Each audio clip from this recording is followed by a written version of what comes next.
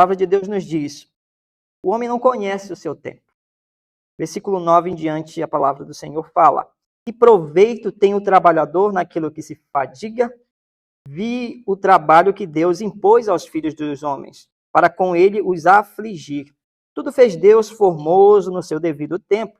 Também pôs a eternidade no coração do homem, sem que esse possa descobrir as obras que Deus fez desde o princípio até o fim. Sei que nada há melhor para o homem do que regozijar-se e levar uma vida regalada. E também que é dom de Deus que possa o homem comer, beber, desfrutar o bem de todo o seu trabalho. E que tudo quanto Deus faz durará eternamente. Nada se lhe pode acrescentar e nada lhe tirar. E isto faz Deus para que os homens temam diante dele. O que é já foi, o que há de ser também já foi. Deus fará renovar-se o que se passou. Podem sentar, irmão. Bom, o tema desse pequeno trecho deste livro é que há tempo para todas as coisas. E a primeira coisa que eu quero perguntar para vocês hoje, para nós, é quantas vezes vocês olharam no relógio hoje? Sabemos que para chegar aqui leva um tempinho, né? Provavelmente você olhou várias vezes no seu relógio, desde o momento que você acordou até antes do culto. Ou muito provavelmente você continuou olhando no seu relógio aqui diante do culto, o culto prestado ao Senhor. Nós olhamos no relógio o tempo todo e essa correria que é a vida, que é o dia a dia, nos faz olhar para o tempo cada vez mais e mais e mais. E nós, semana passada, falamos a respeito do tempo e que os ponteiros do relógio apontam ou devem apontar para Deus. E eu não sei como é que tem sido a sua vida diante do tempo, do relógio, mas o que o autor de Eclesiastes, o Corrélete, Salomão, está nos falando é que Deus foi quem criou o corredor do tempo. Foi ele quem impôs o tempo. E foi ele quem colocou tudo no seu devido lugar. Aqui a gente vai tentar fazer hoje, comentando alguns dos versículos com os irmãos, para depois a gente tentar descobrir uma maneira de aplicar essa ideia de Salomão nos nossos tempos, ou na nossa vida, no seu trabalho, na vida em comum, na sua família. O versículo de número 9, que eu gostaria de chamar a atenção, ele fala o seguinte: que proveito tem um trabalhador naquilo que se fadiga? É uma pergunta que ela se repete durante esse livro, né? E se você observar Eclesiastes capítulo 1, abra lá, versículo 3, a mesma ideia está nesse texto. Eclesiastes 1, versículo de número 3. Que proveito tem o homem de todo o seu trabalho com que se afadiga debaixo do sol? Lembrem que o Corrélete parece que ele tem um método aqui de pensamento, né? E de ensino também. E ele faz muitos questionamentos no decorrer desse livro. Alguns deles são respondidos, outros nem tanto. Algumas coisas ficam ocultas justamente pelo que Salomão está falando no capítulo de número 3. Que Deus é quem conhece todas as coisas. E se ele impôs o tempo e colocou tudo no seu devido lugar, nós, meros seres humanos, não conhecemos o decorrer do tempo. Aquilo que vai acontecer no futuro, né? E ele começa a de novo indagar: que proveito tem um homem de todo o seu trabalho com que se afadiga debaixo do sol? Essa pergunta pode ser direcionada para cada um de nós. E aí eu pergunto: que proveito tem tudo aquilo em que você está empenhando trabalho, tempo, naquilo que você está colocando energia? Porque todos nós comemos e bebemos para termos energia. Caso contrário, não temos energia durante o dia. Quem faz uma dieta low carb, como alguns conhecem aí, vão ter dificuldade na energia. Provavelmente terá que fazer um esforço mais demorado, em decorrer de tempo maior. Provavelmente essa pessoa não vai conseguir ter a energia que tinha anteriormente, antes de comer um carboidrato, por exemplo. O arroz faz parte do dia a dia. Ele é quem nos dá energia. E eu me recordo que quando eu tirei o arroz da minha dieta, eu sofri algumas semanas. Provavelmente alguns estejam em algum tipo de dieta aqui. Mas o que isso tem a ver com a mensagem de Salomão? Todos nós nos alimentamos, comemos, bebemos, para termos energia, para gastarmos no tempo. Caso contrário, perdemos tempo. Uma vida no Japão nos leva a cuidar um pouquinho ou quase nada da alimentação. Há aqueles que entenderam que, como eu gasto muita energia durante o dia, eu preciso me alimentar bem. E aqueles que vão empurrando com a barriga. Quando dá, eu me alimento bem, mas diariamente se alimentam mal. E isso pode tirar o nosso tempo do trabalho, porque a gente pode passar mais tempo no hospital, por exemplo, tomando medicamentos que darão sono, né? E a gente pode passar um tempo, quem sabe, longe da família por causa da falta de um cuidado com a nossa mordomia do corpo. Afinal de contas, Deus também nos deu um corpo. E esse corpo tem um tempo determinado neste mundo. Entendam que é muito profundo o que Salomão está falando. Nós poderemos falar aqui de diversas coisas que linkam a ideia de Salomão com o tempo. E eu claro, vou destacar apenas algumas delas. Mas eu gostaria que no decorrer da mensagem você pensasse um pouco a respeito disso. Qual é o tempo que você tem e qual o investimento que você tem dado ao tempo com a sua família, com a igreja do Senhor? Eclesiastes capítulo 9, ele repete essa ideia. Afinal de contas, que proveito tem tudo que você está fazendo? Responda para você mesmo. O que você usufruiu nessa semana que a gente está de assumir, né? Semana que a gente tem um pouquinho mais de tempo com a família. O que hoje você está usufruindo daquilo que você trabalhou durante o ano todo? Ou o ano passado, ou no decorrer desse mês? Alguns têm dinheiro na conta para viajar, outros não têm. É claro, não é sobre isso que eu quero falar. Mas o que você usufrui hoje de tudo quanto você gastou de calorias, de tempo, de mente? O que você usufrui hoje de tudo quanto você empenhou tempo, vida, fôlego de vida? É uma pergunta que Salomão provavelmente faz a si mesmo para depois jogar, né, aquela assembleia a qual Salomão está falando. Lembram que Eclesiastes é aquele que fala a uma grande assembleia, né, ou a pessoas, que é traduzido como o pregador. Ele está pregando aos nossos corações hoje também. Afinal de contas, há algum proveito em tudo aquilo que eu tenho empenhado? E aqui a gente precisa fazer filtros. Se não há proveito em tanto esforço que eu tenho colocado em algo, porque eu continuo fazendo. Porque eu continuo gastando tempo naquilo que não traz nenhum proveito.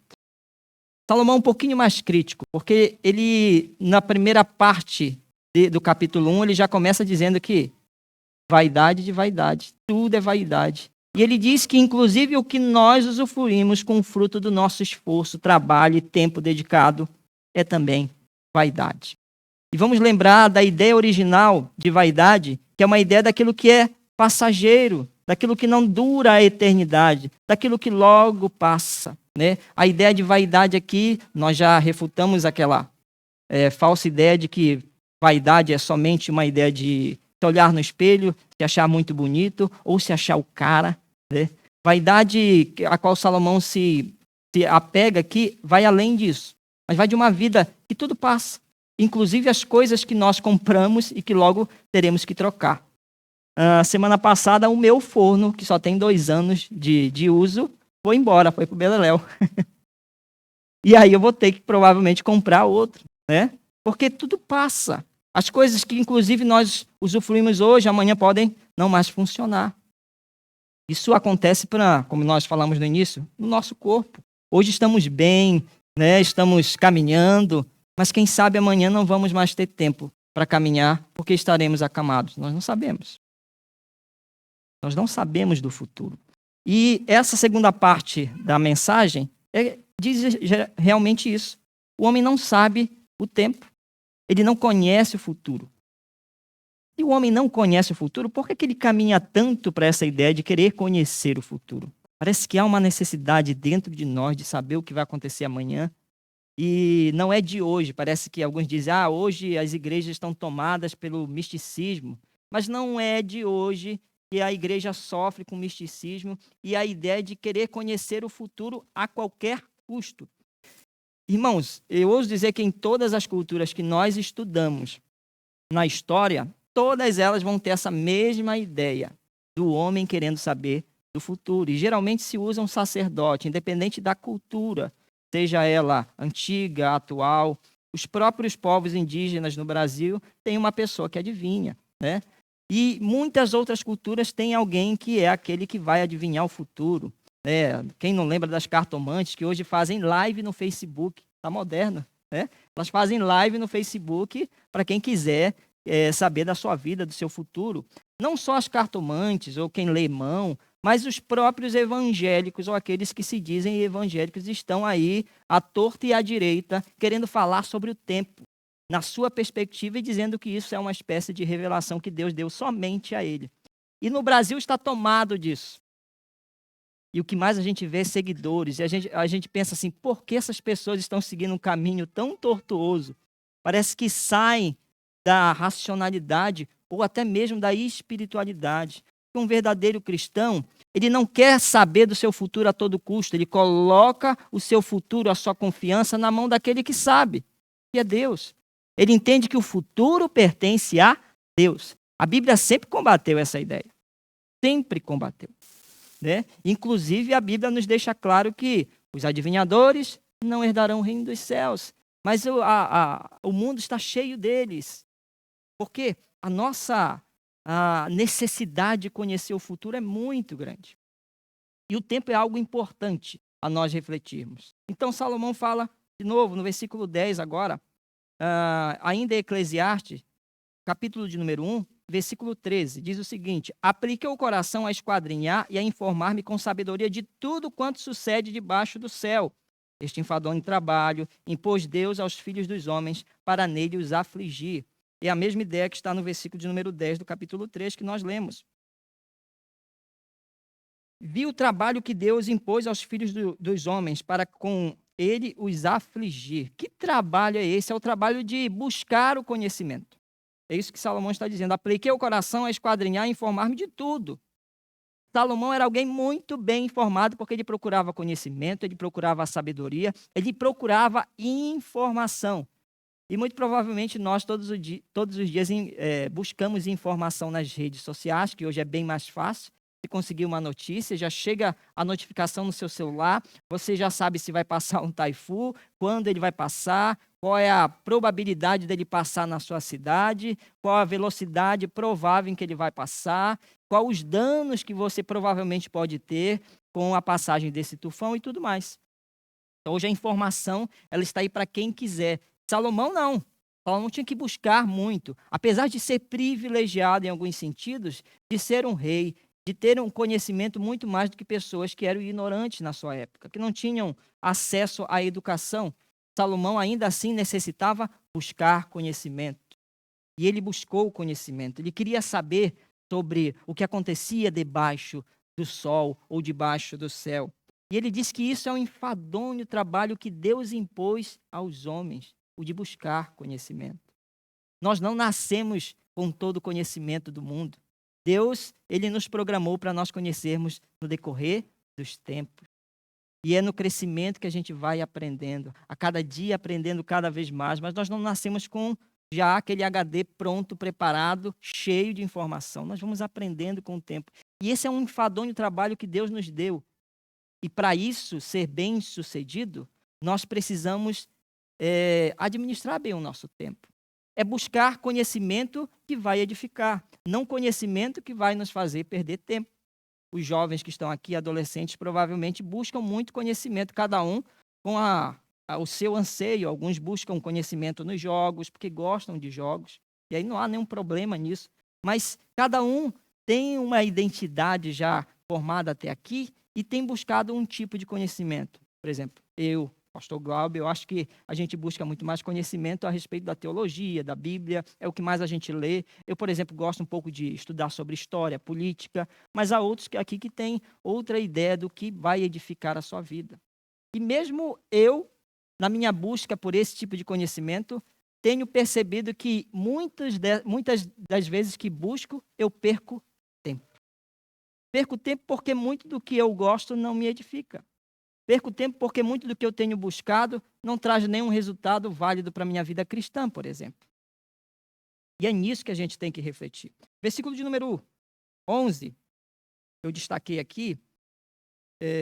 Tudo fez Deus formoso no seu devido tempo. Também pôs a eternidade no coração do homem, sem que este possa descobrir as obras que Deus fez desde o princípio até o fim. E lá no livro de Gênesis, capítulo 1, 31, diz o seguinte: viu Deus tudo quanto fizera, e eis que era muito bom. Houve tarde e manhã e o sexto dia. Deus colocou na criação tudo no seu devido lugar. Ele separou noite de dia, por exemplo. E aqui no texto que nós lemos no livro de Gênesis, capítulo 1, 31, ele diz que ele viu que tudo era bom. E viu Deus na criação que tudo que ele havia feito era bom. E quando a gente lê isso, não é difícil a gente imaginar Deus, tá? De uma forma, claro, bem figurada, sorrindo ao ver a sua criação. Mas Deus sorri, ele se alegra, porque ele viu que o que ele havia criado era bom, era perfeito, era organizado. Agora imagine um Deus olhando para o seu povo que ele separou, um Deus organizado, que tem tudo no seu devido tempo, olhar para a nossa vida cristã e ver que tudo está bagunçado, está tudo fora da hora. A gente chega atrasado no culto, a gente chega atrasado no trabalho, a gente marca um compromisso com um amigo, chega atrasado, né? E alguns dizem que o brasileiro gosta de se atrasar, não sei se até que ponto isso é verdade, né? Mas parece que quando a gente olha para a vida cristã, a gente vê muita coisa fora do lugar. E a gente precisa observar isso, porque isso também é mordomia do tempo. É o tempo que nós dedicamos na palavra do Senhor, ao ler, ao orar. E é claro, a oração é algo bem íntimo com Deus, né? Você não precisa marcar, às vezes, vou orar 2 horas porque eu tenho que orar 2 horas. Tem que vir do fundo do seu coração. Mas se você tira um tempo para isso, melhor ainda. Você tem um tempo específico durante o dia para ler a palavra de Deus e orar, melhor ainda. Quando a gente olha para a nossa vida, não é assim. A gente é desorganizado. A gente usa o tempo de qualquer jeito, de qualquer maneira. Então, qual é o fruto de tudo isso? Aonde nós vamos chegar? E o melhor, não é aonde vamos chegar, o que resultados terrenos nós vamos alcançar. A questão maior é a quem nós vamos agradar. Com a vida desorganizada, com o tempo desorganizado. Nós temos agradado ao Senhor, já que vimos que Ele na criação fez questão de fazer tudo no seu devido lugar, com organização, tá? E isso não é ter toque, tá, gente? Não é ter nenhum tipo de transtorno. Não é ser excesso de organização, nem sempre é um problema. O excesso de bagunça vai ser. É claro que tem pessoas que são bem sistemáticas, né? E tem tudo bem marcado. Não tem problema com isso. Mas isso também não pode atrapalhar a sua vida familiar. Não pode atrapalhar a sua vida com Deus. Então é tudo no seu devido lugar, no tempo certo. Administrar o tempo é algo dificílimo. Vocês vão ver que o ia assumir daqui a pouco acaba. E a gente vai perceber, poxa, eu queria ir em tal lugar e não consegui. É difícil administrar o tempo. E a reflexão de Salomão é a respeito disso. Qual o fruto de todo o tempo, de toda a energia e trabalho que eu tenho dedicado em algo?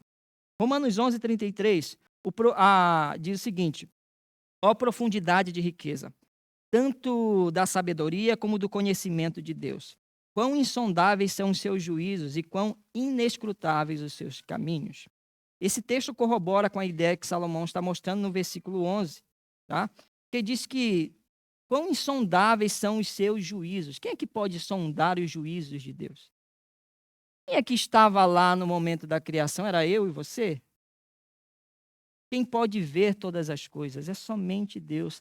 Mas nós somos arrogantes o suficiente para olharmos para o tempo e pensarmos que nós podemos acrescentar alguma coisa ao tempo. Lembram que semana passada nós falamos que nós não podemos acrescentar nem tirar o tempo, porque o tempo foi determinado por Deus. O que nós podemos fazer é administrar bem o que Deus tem nos dado. Se Ele tem nos dado 12 horas de trabalho aqui no Japão, nós precisamos valorizar isso, irmãos. São 12 horas que o Senhor nos deu para recolhermos aquele dinheirinho. Recolhermos dali não só recursos financeiros, mas experiências de trabalho. Experiências de vida que nós vivemos lá. A oportunidade de testemunharmos naquelas 12 horas de trabalho. São 12 horas que Deus nos deu a oportunidade de agradar ao seu santo nome. São 12 horas que Ele nos deu para levar o alimento para a nossa família. E ainda assim nós temos somente reclamado, reclamado e reclamado. Porque imaginamos que seria bem melhor, menos, ou quem sabe alguns querem mais, trabalhar bem mais. Mas nós precisamos entender que foi isso que Deus nos deu. Ele é soberano o suficiente para nos dar algo que nós precisamos administrar. As 12 horas, ou não sei quantas horas de trabalho você tem, se precisa administrar com a mentalidade de agradar ao seu Deus, de agradar o Senhor dos Exércitos. Da mesma forma, é o tempo que nós dizemos que temos pouco com a família. É organizar esse tempo para que ele seja mais proveitoso possível, para que seja o melhor tempo que nós podemos tirar da nossa vida com a nossa família no nosso lar. Mas muitos de nós temos desperdiçado isso por vários motivos, e a gente poderia citar vários aqui. Mas eu gostaria que você refletisse. O que tem te atrapalhado a administrar bem o seu tempo? A olhar para os ponteiros do relógio e ver Deus. A olhar para o tempo e entender que Deus está aqui. E Ele está nos mostrando um caminho melhor todos os dias. O versículo de número 12 diz o seguinte: sei que nada há melhor para o homem do que regozijar-se e levar a vida regalada. Né? Nada melhor do que se alegrar. Ele repete essa ideia aqui de ter os frutos, né? De ter uma vida confortável, agradável, de usufruir, né? Digamos que a gente gastou com aquilo que a gente gosta, né? É aquele recurso que eu ganho e compro aquilo que eu gosto. Não há nada melhor do que isso, que desfrutar da vida, viver uma vida regalada. Não há nada melhor na mentalidade humana. Mas para a mentalidade do Senhor é diferente. Deus pensa diferente. Os pensamentos dele, segundo a Bíblia, são maiores, são melhores. Os planos dele são bem melhores do que qualquer meta que eu e você podemos traçar. E a gente precisa olhar para Deus, para o seu tempo e adorá-lo com a nossa boa administração do tempo. Versículo de número 13 diz o seguinte: e também que é dom de Deus que possa o homem comer, beber e desfrutar do bem de todo o seu trabalho. É a terceira vez que ele repete essa ideia aqui, né? De usufruir do fruto do vosso trabalho. Eclesiastes 2, 24 diz o seguinte: nada melhor para o homem do que comer, beber e fazer que a sua alma goze o bem do seu trabalho. No entanto, e que também isto vem da mão de Deus. Guardem bem esse no entanto. Ele repete de novo no decorrer desse livro a mesma ideia. Nada melhor para o homem do que comer. Não é verdade, irmãos? Aquele churrasco, não ia assumir, do que beber.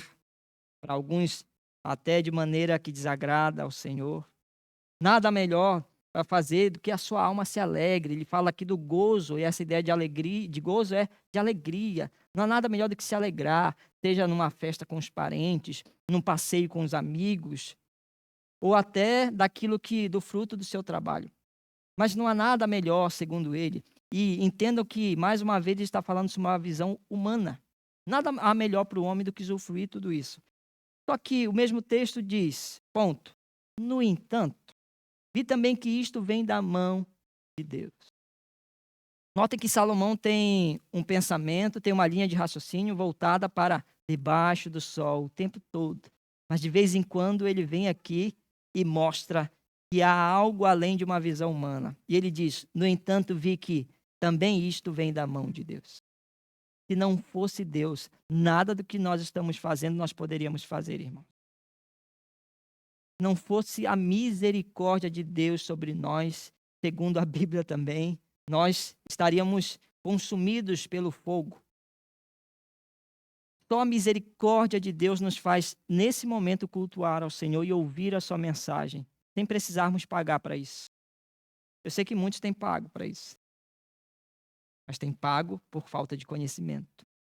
Porque a salvação, tanto a salvação quanto o anúncio do Evangelho é grátis. Vem de graça. Assim como o nosso respirar veio de graça. Ou seja, devemos tirar toda a ideia de meritocracia no sentido da salvação ou das bênçãos alcançadas. Há aqueles que pensam que vão ter mais bênçãos e bênçãos e eles fizerem isso assado para o Senhor. E se eles se empenharem mais, lembra que semana passada nós falamos daqueles crentes, inclusive eu dei um testemunho pessoal, se empenham na pregação do Evangelho, e são aqueles crentes que estão lá, estão cá, e fazem acontecer, mas que ainda assim estão distantes do Senhor, porque são crentes ativistas, imaginam que quanto mais atividade, mais coisa para o Senhor, mais bênçãos vão ganhar. Parece que perderam a linha, porque Deus nos dá a bênção apesar do que fazemos. Deus nos abençoa apesar de quem somos. Deus nos salva apesar do pecado que outrora havia em nós, ou que, quem sabe, há hoje em nós. Deus nos salva, mesmo olhando para o homem, vendo a sua arrogância. Ele traz a salvação ao homem. Ele nos salva apesar de quem? Do que temos e do que somos. Essa é a ideia de graça. Deus, na sua infinita graça, nos abençoa. E o Kohelet, pela graça de Deus, reconhece isso quase no final da sua vida.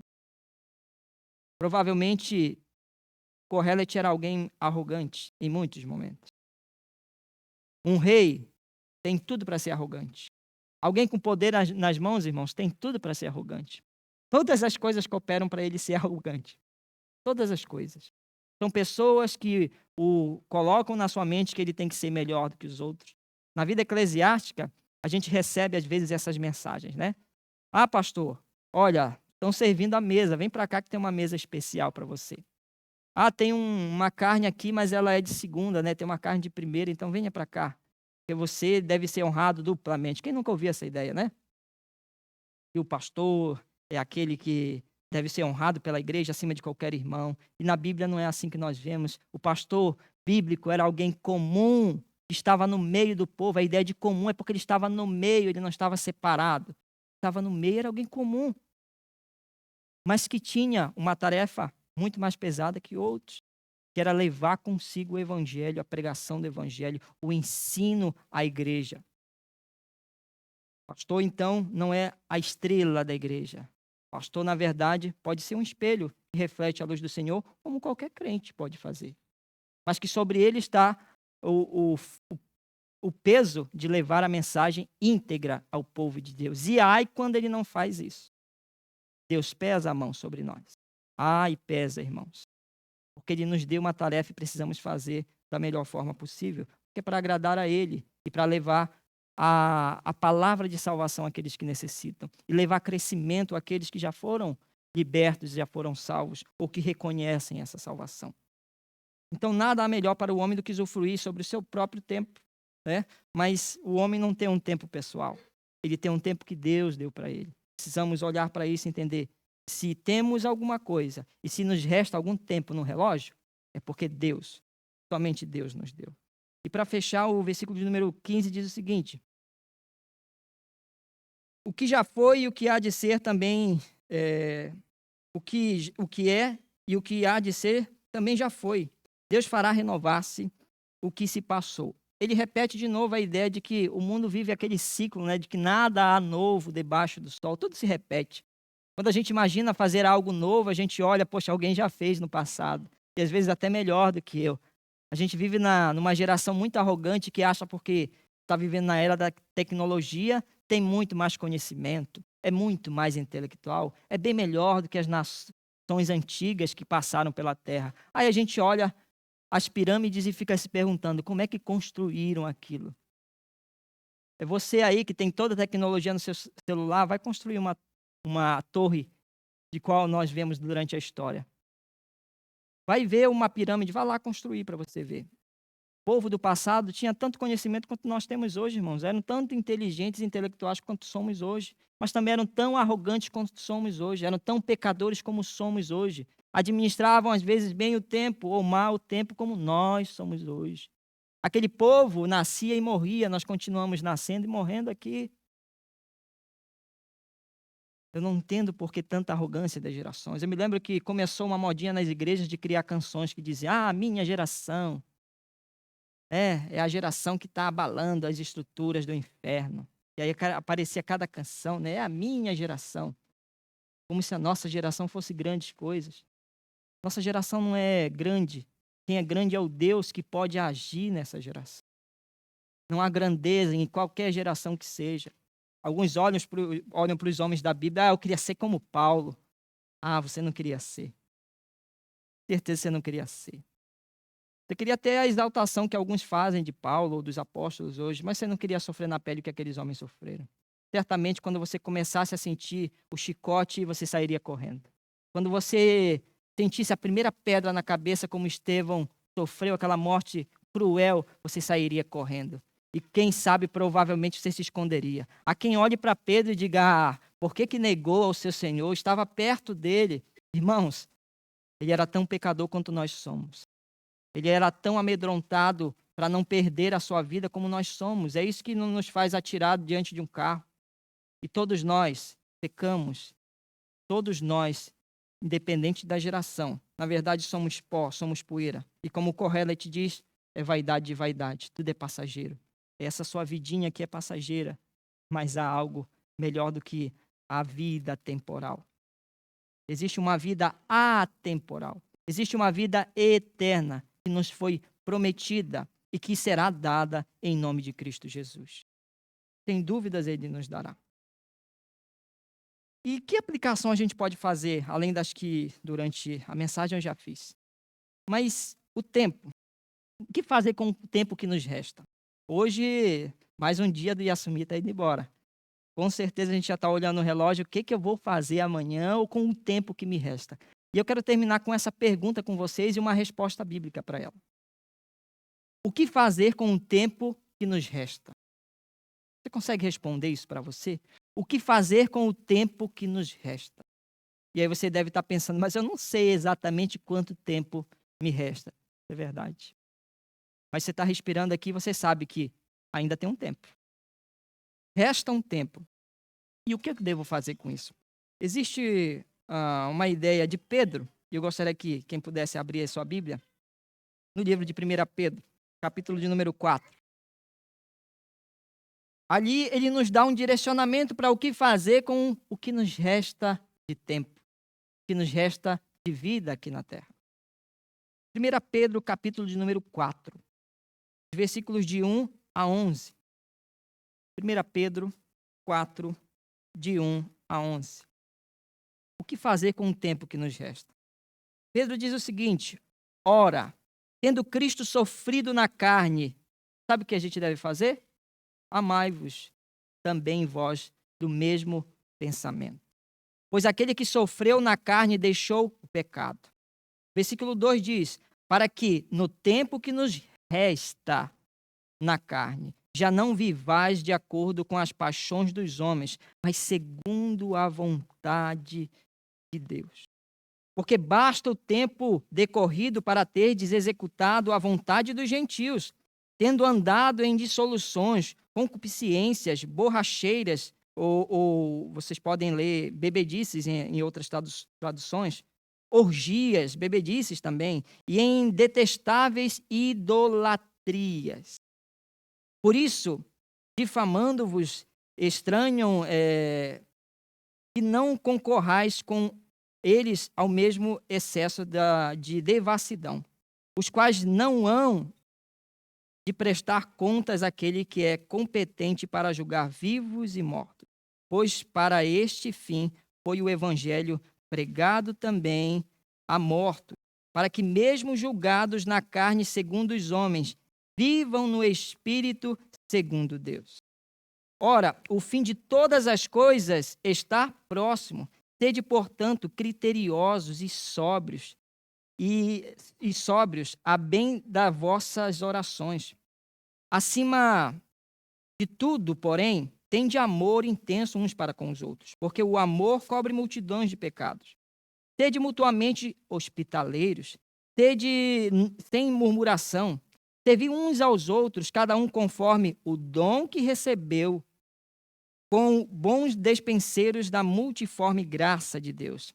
Se alguém fala, fale de acordo com os oráculos de Deus. Se alguém serve, faça-o na força que Deus supre, para que em todas as coisas seja Deus glorificado por meio de Jesus Cristo, a quem pertence a glória, o domínio pelos séculos dos séculos. Amém. Eis aqui um direcionamento para fazermos aquilo que precisamos fazer com o restante de tempo que temos. E uma mensagem que se repete muito aqui é: amai-vos uns aos outros. Se resta tempo, sirva um ao outro. Mas, acima de tudo, sirva a Deus como bom dispenseiro da graça. Essa graça que é multiforme, essa ideia linda desse texto, a graça multiforme. John Stott faz uma leitura a respeito disso, da multiforme graça de Deus, né?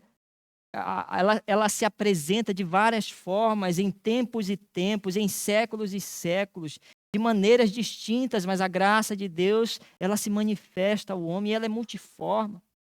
Ela vem de pessoas que às vezes nós não esperamos nada. Ela vem de lugares a qual não se espera nada. Afinal de contas, Jesus veio de uma cidade que não era nada. Veio de uma região que não vinha nada de tão importante assim, mas veio o Salvador da nação. Veio o Salvador do mundo. Deus, na sua multiforme graça, tem nos abençoado. E o pouco tempo que nos resta deve ser para glorificar a Deus. Não há outra resposta para isso, a não ser glorificar ao Senhor. E diante desse texto, eu gostaria que você levasse esse texto para sua casa. Durante a semana, refletisse sobre tudo isso que Pedro está falando aqui. Servir uns aos outros. É usar os seus dons, ele diz aqui. E dom é aquilo que é dado por Deus, ninguém mais pode dar. Dom não é um simples talento. Dom é presente de Deus. Ele te deu algo, e eu não sei porquê. E nós escondemos aquilo que Deus nos deu e não servimos ao seu reino. E ele te deu alguma coisa. Viu, Thay? Ele te deu alguma coisa. Minha esposa sempre chegava comigo muito triste e dizia: eu acho que eu não tenho nada para oferecer para Deus porque eu não tenho nenhum talento especial. E no mundo em que todo mundo quer mostrar os seus talentos especiais, as pessoas esquecem dos dons que vêm de Deus. E esses dons podem não ser aparentes, irmão. Quantos aí estão morrendo e fizeram uma grande obra para o Senhor, mas não serão reconhecidos? Nunca serão lembrados. Mas eles usaram com intensidade o dom que Deus deu para eles. Eles usaram o seu tempo com sabedoria para agradar ao seu Deus. É os dons que Deus te deu. Por isso eu falo à minha esposa, Deus te deu um dom. E você está servindo, posso te garantir. Assim como vocês, irmãos. Alguns devem ter essa indagação, esse pensamento, mas não tenho nada. Nem de skate eu sei andar. O que eu posso entregar ao meu Senhor? Irmãos, algo que você precisa entregar, e eu creio que vocês já fizeram isso, é a tua vida. As outras coisas vão ser acrescentadas. E Ele já te deu um dom, e provavelmente muitos de vocês já estão usando. Outros temam em não usar. Mas Ele te deu um presente que é teu, ele não é meu. É um presente que Ele te deu unicamente para você, pensando em você, mas acima de tudo, pensando no seu filho a ser glorificado. Pensando que o seu filho, através da sua vida, vai ser glorificado. É com aquele tempo que te resta que você deve glorificar ao Senhor, em nome de Cristo Jesus. Amém, irmãos? Oremos ao Senhor.